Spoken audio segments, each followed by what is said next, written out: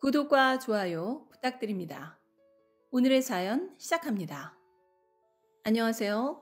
저는 30대 여자입니다. 7년 전 27살에 8살 연상의 사업하는 남자를 만나 결혼을 했어요.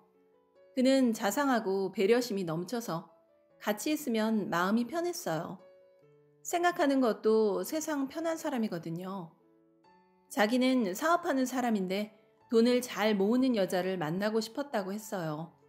근데 제가 돈 모으는 게 주특기거든요.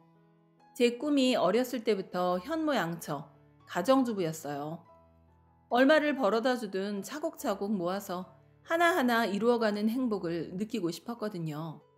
저희는 만난 지 8개월 만에 결혼식장에 들어갔어요.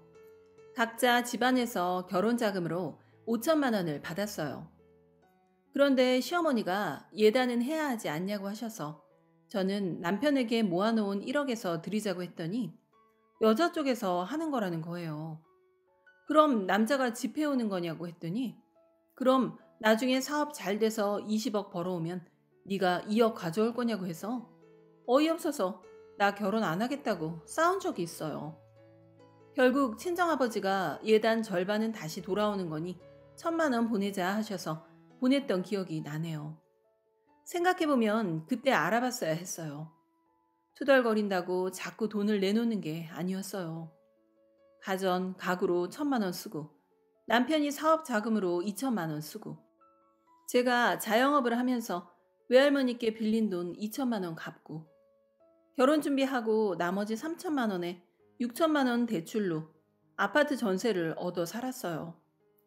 남편은 해외 사업을 준비 중이었고 그 외에 출퇴근하지 않아도 자기 용돈벌이를 할 수 있는 일을 했고 저는 오전 10시에 출근해서 오후 11시 반쯤 퇴근해서 들어오니 시간이 없어서 술안주만 만들어줬어요.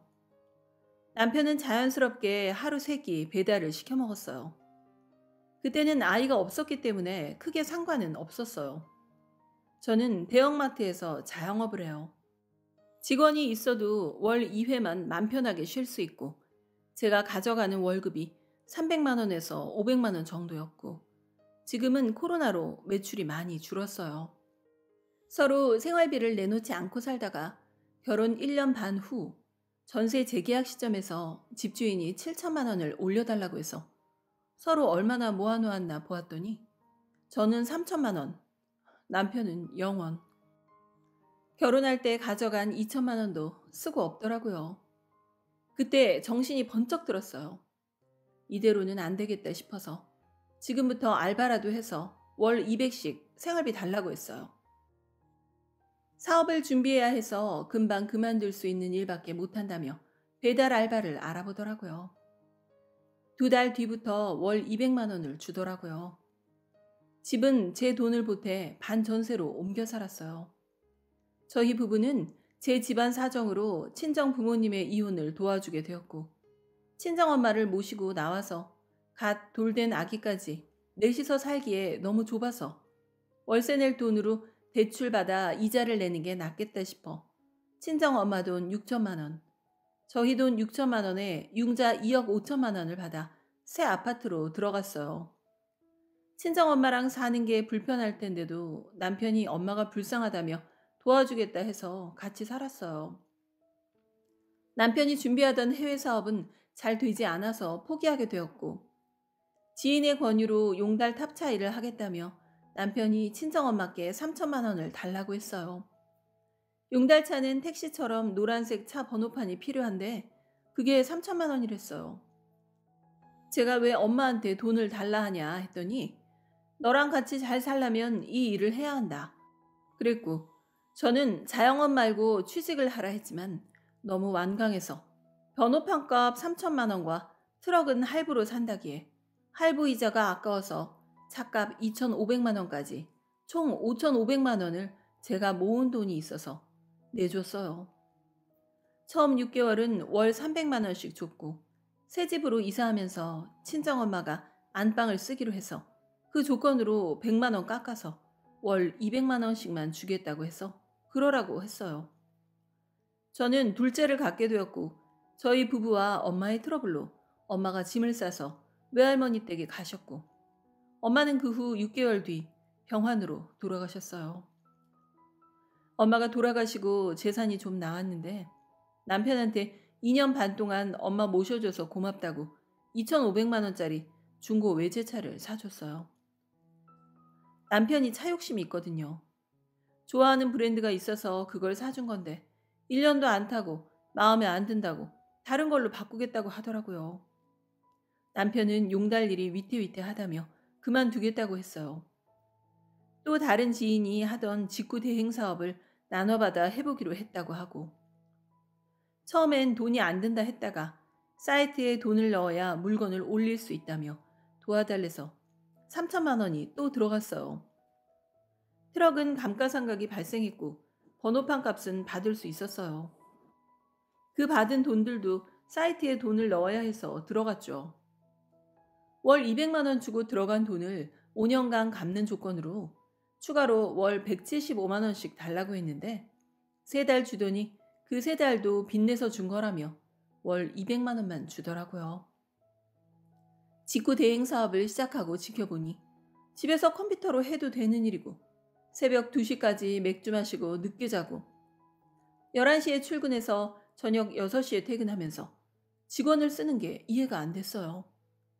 빌려간 돈도 안 주면서 시작할 때부터 사무실도 없고 직원도 쓰는 게 화가 나서 뭔 짓을 하든 월 100만 원씩이라도 갚으라고 했어요. 그렇게 생활비 200만 원과 가져간 돈 100만 원을 1년쯤 받아오고 있어요. 100만 원은 살다 보면 나도 모르게 쓸 것 같아 적금 들어놓고 있고요. 둘째도 생겼었고 용달은 밤에 일해야 해서 낮에 자야 하는데 지금 일은 낮에 일할 수 있어서 집안일도 도와줄 수 있고 제가 늦으면 육아도 해줄 수 있어서 그냥저냥 감사하며 살았어요. 그런데 3개월 전쯤 저파장 스피커를 사더니 낮은 파장으로 뭘 개발했다고 특허를 내겠다며 등기소를 다니고 사람을 만나러 다니더라고요. 알고 보니 제가 생일 선물로 사준 투어링 오토바이도 팔고 그 돈으로 새로운 사업에 투자한 것 같고 저 모르게 본인 보험 약관 대출도 2천만 원 정도 받았더라고요. 지금 제 뱃속엔 셋째도 있어요. 저는 산후조리도 2달 하고 일 나가고 저한테 한 달에 10만 원도 안 쓰며 돈을 모으는데 저보고 알바를 더 쓰라며 배달할 때는 사람을 쓰라며 왜 그렇게 힘들게 사느냐고 해요. 애는 셋이라 생활비로 월 50만 원이라도 더 갖다 주면 좋겠는데 대출을 더 받은 남편이 이해가 안 가고 너무 속이 상하네요. 저희는 집 대출이자 50만 원, 원금 상환으로 70만 원, 유치원비 및 돌보미 비용 90만 원, 그 외에 식비, 보험비 등등. 남편이 200만 원 주면 너무 빠듯하고 제 돈도 많이 보태야 해요. 저는 연금, 주식, 보험 등등 여러 가지 노후 준비를 하며 어떻게 하면 한 푼이라도 더 모으고 더 아낄까 전전긍긍하며 살고 있는데 남편은 흔한 국민연금도 아깝다며 가입 안 하고 있어요. 저는 덜 열심히 살고 싶어도 옷이나 가방보다는 실질적인 몸과 마음의 여유를 더 추구하는 사람이거든요. 늘 열심히 살고 아끼고 1년에 한 번 해외여행 가는 걸로 풀었어요. 지금도 얼른 벌어놓고 노후에는 편히 쉬고 싶어요. 사업 한 번 더 하면 이혼하겠다고 했는데 씨알도 안 먹히고 내가 저 사람한테 이 정도밖에 영향력이 없는데 결혼 생활을 계속 해야 하나 싶고 그렇다고 애 셋을 혼자 키울 만큼의 체력도 정신적 여유도 없고요. 아무리 다른 사람 사연을 봐도 이렇게 퍼주는 아내가 없네요. 요즘 구청에만 가도 일자리가 많다는데 퇴직금 4대 보험 있는 남편을 가진 친구들이 부럽네요. 세금 내기 싫다고 건강보험도 밀리고 차 과태료도 차 팔 때 한꺼번에 낸다는 제 남편. 어떻게 하면 좋을까요? 제가 일을 그만둔다 협박해도 안 되네요. 저한테 너무 의지하는 걸로밖에 안 보여요. 제가 잔소리하면 본인이 너무 비참하대요. 같이 있음 마음이 편안해져 결혼했더니 절 이용해서 혼자만 편해지려는 것 같아요. 제가 너무 빨리 돈을 모으려고 하는 건가요? 제가 급한 건가요? 왜 저렇게 느긋한지 모르겠어요. 사업할 생각만 하고 그렇다고 지금까지 제대로 된 사업을 한 것도 아니에요. 귀도 얇아서 끈기 있게 뭐든 꾸준히 하는 법이 없네요. 제가 너무 조급하게 생각하는 건지 조언을 듣고 싶어요. 긴 글 읽어주셔서 감사합니다.